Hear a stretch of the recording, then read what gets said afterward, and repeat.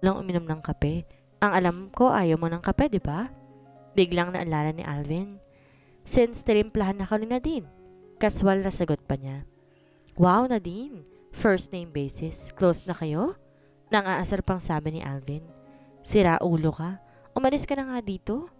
Natatabang tinulak niya palabas ang kaibigan na nooy hawak pa ang tasa ng mainit na kape. Lumipas sa mga araw at naging maayos naman ang takbo ng negosyo ni Nathan. Sunod-sunod ng project na nakakuha ng kumpanya at lahat iyon ay dahil na rin sa kasipagan at brilliant idea ng sekretary niyang si Nadine. Hanggang isang araw bigla na lang nahimatay sa opisina si Nadine. Nadine! Sigaw ni Nathan na mapantanawang pagbagsak ni Nadine.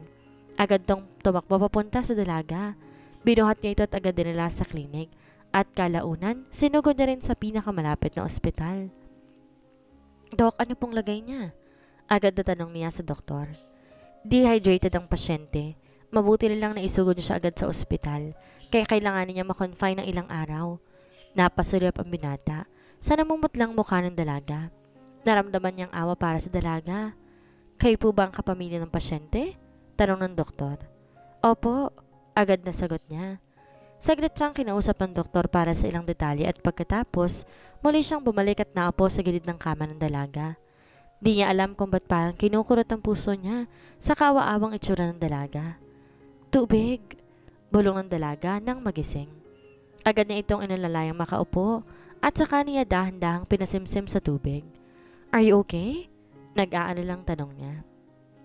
Marahan lang tumango ang dalaga at muling pinikit ang mata. Magpahinga ka at magpalakas, okay? Bulong niya rito. Magdamag binantayan niya ang dalaga. Kasalukoy na sumisikat ang araw nang mulat ng mata si Nadine. Agad na padako ang mga mata niya sa binatang nakaupo sa gilid ng kama. Nakatulog na rin to habang nakasubsob sa kama at malapit sa kamay niya. Dahan-dahan hinila niya ang isang kamay niya at bahagyang nagising ang binata. Agad itong nagtaas ng ulo na mapansing gising siya. Kamusta na ang pakiramdam mo? Agad na tanong nito. Okay na po sir, pwede yun na po akong iwan. Aniya sabay ngiti sa binata. Ala ka namang kamag-anak, paano kita iiwan? Sino magbabantay sa'yo? Nakakunot ang noong sabi pa nito. Apo, kaya ko na po ang sarili ko. Sagot niya habang nakatingin sa bintana. Uuwi lang ako saglit, babalik din ako. May gusto ka bang kainin? Malumanay ang boses na tanong niya. Marahan lang na umiling ang dalaga. Umalis na nga ang binata at naiwang mag-isang dalaga. Pinagmasdan niya ang kabuuan ng silid na nasa mamahaling silid siya. Kaya't napaigtat siya dagat na pinindot ang buzzer na nakakonect sa nurse station. Nagpulasa naman ang mga doktor at nurse na ma-receive ang signal at nagtatakbo patungo sa room niya. Nangatigilan lang ito na mapansing maayos naman siya nakaupo sa kama. Are you okay, Miss Nadine? Agad na tanong ng doktor. Dok, pwede po ba akong lumipat ng kwarto? Tanong niya. But why? Hindi ka ba komportable sa kama? Anong gusto mo? Palitan natin na mas malaki? Tanong ng doktor. Hindi po, Dok. Yung mas maliit po't mas murang gusto ko. Agad na sagot niya. Napangiti ang doktor. Huwag mo nang intindihin yung bill. Nasettle na yun ng boyfriend mo. Sabi nito sabay tapik sa kanyang kamay. Napaawang na lang ang mga labi ng dalaga. Boyfriend ko? Halos pabulong na sabi niya. May kakaibang siya-siyang naramdaman na mapagkamalan siyang girlfriend ng boss niya. Unti-unti sumili ang ngiti sa kanyang pisngi. Matapos siyang matignan ng doktor, nagsialisa na rin ang mga ito. Naiwan siyang tila nakalutang sa alapaap. Boyfriend ko, siya? Nangingiting tanong pa niya sa sarili. Pero agad niya rin yung winaksi sa isip niya. Hindi. Imposible. Para nasisirang sunod-sunod ang naging pag-iling niya at pilit binawaksi ang naiisip. Mag-aalas 9 na muling bumalik ang binata. May dala na itong pagkain para sa kanya. Natatanaw pa lang niya itong papasok sa silid, kumakabog na ang dibdib niya. Ano to? Bakit ang bilis ng tibok ng puso ko? Bulong niya sa sarili. Nagpaluto ko ng pagkain kay Nanay Ising. Mag-almusal ka na. Yakangiting sabi nito. Hindi siya makatingin ng diretso sa binata. What's wrong? Agad na tanong nito na mapansing hindi siya komportable. Wala po sir. Agad na sagot niya.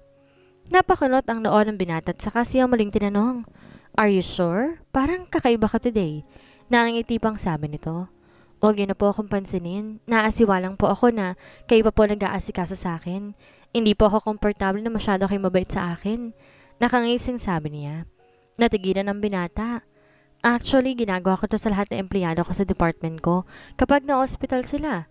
Kakaiba lang ang case mo dahil wala ka ng kamag-anak na pwedeng magbantay sa'yo. But in terms sa gastos at food na ganito, naranasan din ng ibang to. Seryosong mukhang sabi nito.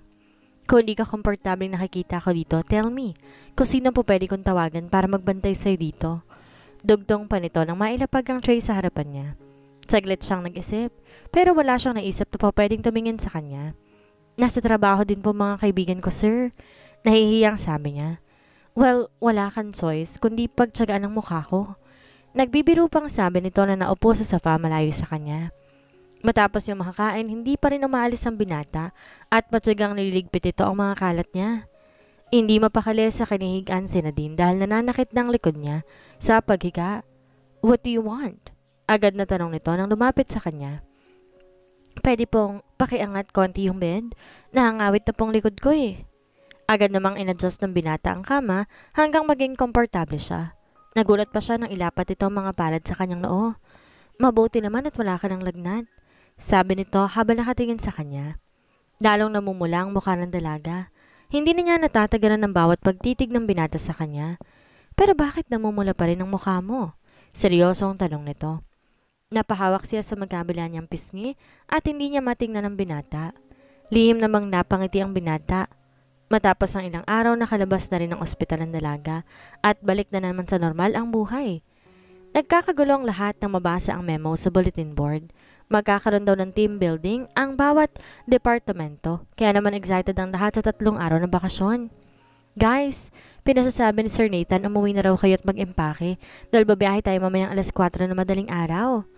Halos pasigaw ng sabi ni Zaldi. Halos sabay-sabay nagsigawan sa sobrang tuwang empleyado. Bawat department may kanya-kanyang bus na nakalaan at wala ni isang allowed gumamit ng private car, not even their boss. Pasado alas 4 na nang dumating sa Nathan. Nagiyawan ng lahat ng bumungad ng gwapong-gwapong boss. Nakasuot lang ng plain white t-shirt at maong short. Sukbit sa likod ng isang backpack. Nakangiting pumundo ito sa unahan at nagparingalingan na tila may hinahanap. Halos puro ng bus pero wala pa rin doon si Nadine. Sumalyap siya sa labas at doon niya napansin ang tumatakbong dalaga. Bahagya siyang napangiti. Naglakad na siya hanggang sa dulo ng bus sa natitirang bakante. Tsaka niya hintay ang paglapit ni Nadine. Nagkaingay ang lahat nang umakyat si Nadine dahil ito na lang hinihintay.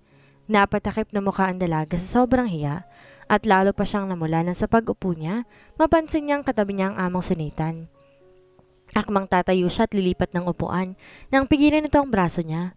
Tumayo ito at lumabas at siyang pinapasok sa gawing bintana. Late ka na naman, narinig niyang sabi nito. Bahagya siyang sumulyap at gumiti sa binata. Pakiramdam niya noon pulang-pulang pisngi niya. Ramdam niya pa ang tila pabamanhid ng mukha niya. Hanggang biyahe wala silang imikan dalawa habang ang lahat halos hindi na magkarinigan sa dami ng mga nagkukwento. Unti-unti na ring lumiliwanag kaya't sinuot na nito ang shade na kanina lang nakasabit sa t-shirt nito. Napasulap siya rito lalo pa itong gumwapong tingnan. Nang makarating sa kurbadang daan halos magkagit-kita na silang dalawa. Humawak ito sa bintana kaya halos nakadikit na ito sa kanya. Kung tutuusin halos nakakbay na to sa kanya kaya hindi niya magawang sumandal kahit pa ngawit na siya. Nakaramdam ng antok ang dalaga at di niya na napigilan pa ang pagpikit ng mata niya. Dumukdok siya sa buhanging unahan ng bus habang nakahawak sa mahabang bakal hanggang tuloy na siya nakatulog. Marahan sang kinabig ni Nathan pasandig sa dibdib nito. Wala ng tao sa gawing likuran ng bus kaya wala ni isang nakakapansin sa ginawa ng binata. Malapit na sila sa hotel na magising ang dalaga. Mariing napapikit pa ito na mapansing nakasubsob siya sa dibdib ng katabi. Di niya alam kung magpapanggap na lang ba siyang tulog o magkukunwari siyang walang alam. Pero naunahan na siya ng binata. Gising na, nandito na tayo. Bulong nito sa kanya. Patay mali siyang nagmulat siya ng mga mata at nagkunwaring walang alam. Wow, ang ganda! Kunway sabi niya at napangiti ang binata at hinila na siya pababa ng bus. 3rd floor ang naka-assign sa department nila kaya naman halos mag-unahan sa pagpili ng kwarto ang mga kasama niya. Ang pinakahuling room sa 3rd floor nakalaan para kay Nathan at ang kasunod na kwarto ay nilaan para kay Nadine na hindi alam ng dalaga. Nagkatinginan sila nang biglang tumahimik ang buong paligid. Mukhang nagpapahinga na sila. Nakangiting sabi pa nito. Biglang lumungkot ang mukha ng dalaga. Why? Agad na tanong ni Nate. Nakalock na po lahat ng pinto, ibig sabihin kompleto na sila sa room. Nakasimangot pang sabi niya. Ikaw kasi ang bagal mo eh. Nakangiti pang sabi ng binata. Lalo namang napasimangot ang dalaga. Oh, dumukot ito sa bulsa at inabot sa kanya isang keycard. Napangiti ang dalaga. Doon ka sa katabing room ko. Nakangiting sabi nito. Excited namang nagtatakbo ang dalaga sa silid na tinuro nito. Naiiling lang na sumunod sa kanyang binata. Namangha siya sa magandang tanawin mula sa salaming dingding. Wow, ang ganda! Tanging naiusal niya habang nakatingin sa magandang tanawin sa baba. Di na niya namalayan kasunod niya rin pala ang binata. Okay lang ba mag-isa ka rito? Hindi ka ba natatakot sa multo? Kunway tanong nito. Bagya siyang natigilan.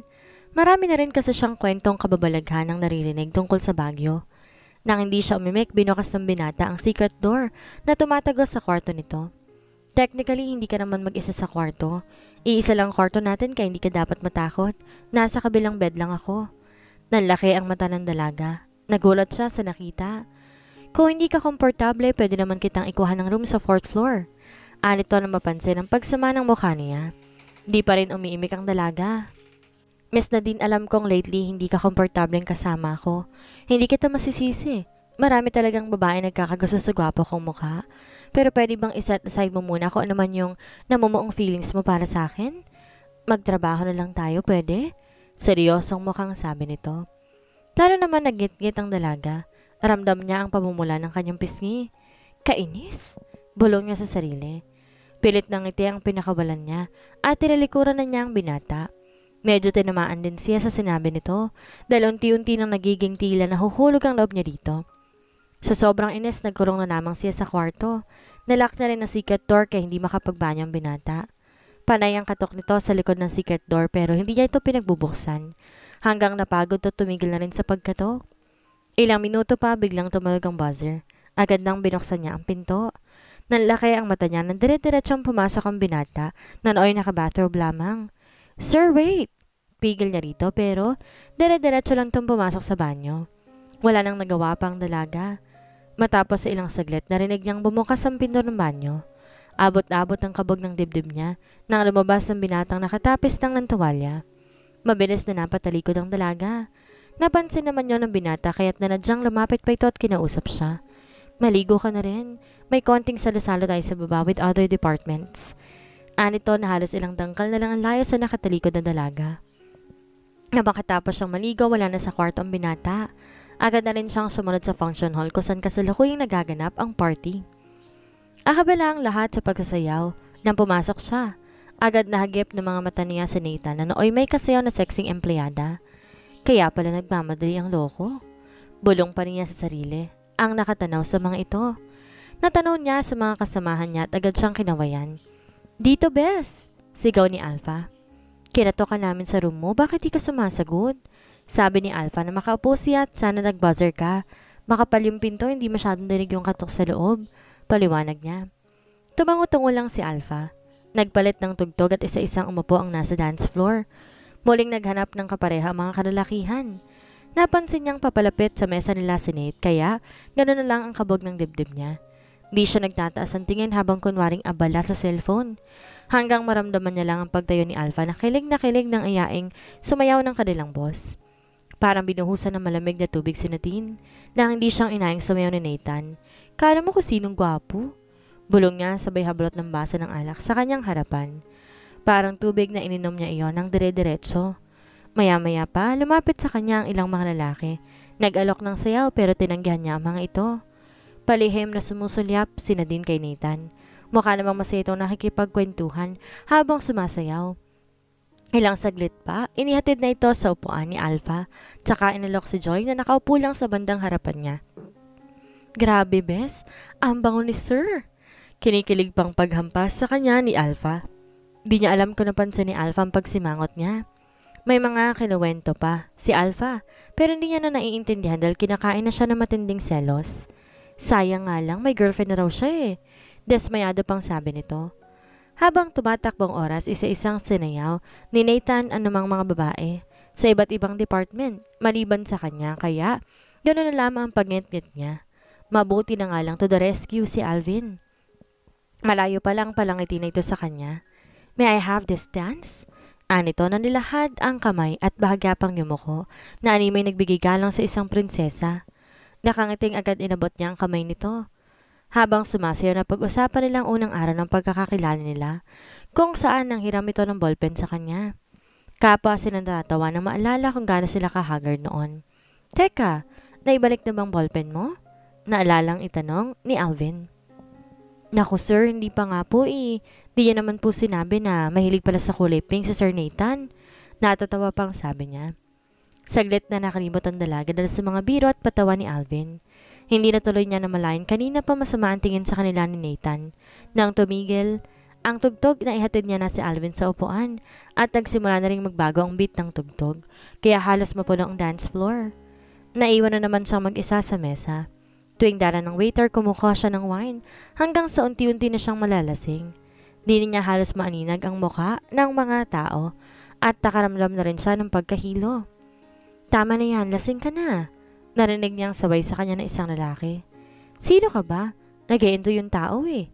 Ani yan na kumaway pa. Sa waiter na may dala ng wine. Walang sabi-sabi. Tumayo ang binata. Binuhat siya palabas ng function room. Hoy! Ibaba mo nga ako, sino ka ba ha? Aniya na pilit kinikilala ang lalaki. Halos nakapikit na ang mata niya habang pinipisil-pisil ang mukha ng lalaki may buhat sa kanya. Na makapasok sa kwarto ay maingat na nilapag siya nito. Bakit ka ba naglasing ha? Singhal nito sa kanya. Napangisi ang dalaga nang makilalang boses niya. Ikaw pala yan sir. Inubos mo na ba mga babae doon ha? Naisayaw mo na bang lahat ng mga sexy? Mapait ang iting sabi nito habang nakatingala sa binata. Lasing ka na, magpahinga ka na. Sabi nito habang inaalalayan siyang makahiga. Bakit andito ka ha? Kanina hindi mo ako pinapansin dun sa party ha. Mukha lang akong tanga doon na dadaan-daan. Tapos, ngayon nagpapanggap kang concern? Halos nakapikit na sabi niya. Galit ka ba dahil doon? Tanong ng binata. Oo naman, pinagmukha ninyo akong tanga. Anito at dinuduro-duro pa ang binata. Hindi umimik ang binata. Bakit? Ano bang mali sa akin? Dahil ba hindi ako ang sexy ng mga babae doon, ha? Lahat sila pinaramdam mong importante sila sa'yo maliban sa akin. Sa bagay, sino ba naman ako? Isang hamak na utusan mo lang naman ako, diba? Umiiyak na sabi niya.